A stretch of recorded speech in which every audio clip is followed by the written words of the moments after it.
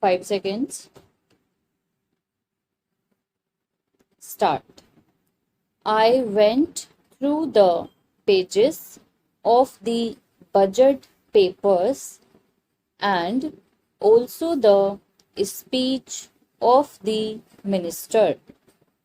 I came across this significant expression: wherever there are failures or shortfalls in performance, we are told that these are mainly due to unpredictable factors or factors beyond control. I do not think that some of the factors which my honorable friend would like us to believe that they are unpredictable or uncontrollable cannot be anticipated.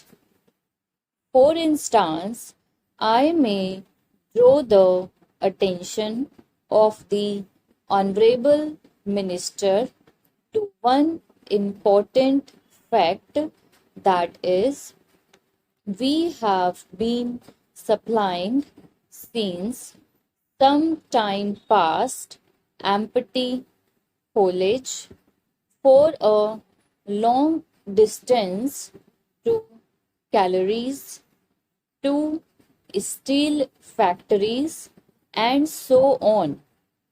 We are told that this empty foliage is unavoidable, that we have to find empty wagons to steel factories and galleries to carry raw material or perhaps coal and the like.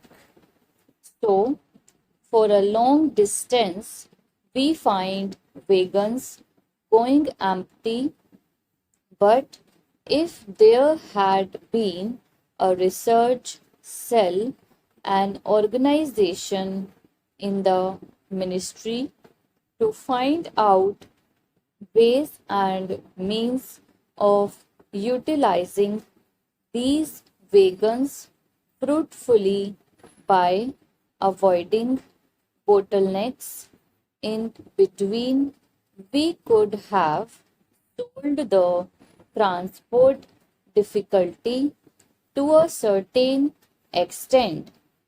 I do not want to be told by the minister that this is a physical impossibility. Even in the advanced countries of the world, every movement of wagon, coach, and engine is planned before it is put into operation. It is unfortunate and tragic that in this country, after a decade of planning, we have not been able to think in terms of planning while executing the works.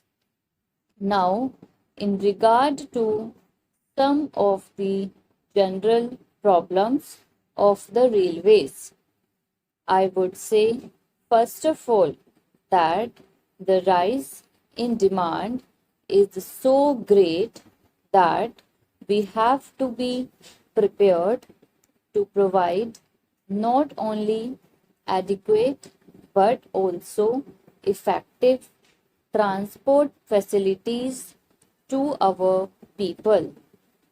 I need not tell the House that the railways transport system in general is greatly dependent or interdependent on the general economy of the country.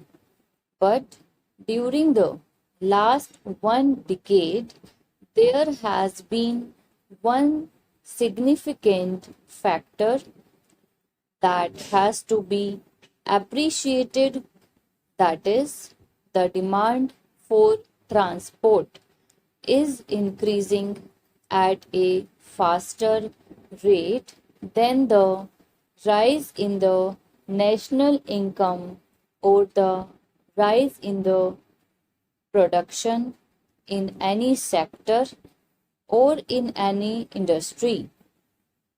This is a factor that has not been adequately appreciated, even if it has been adequately appreciated.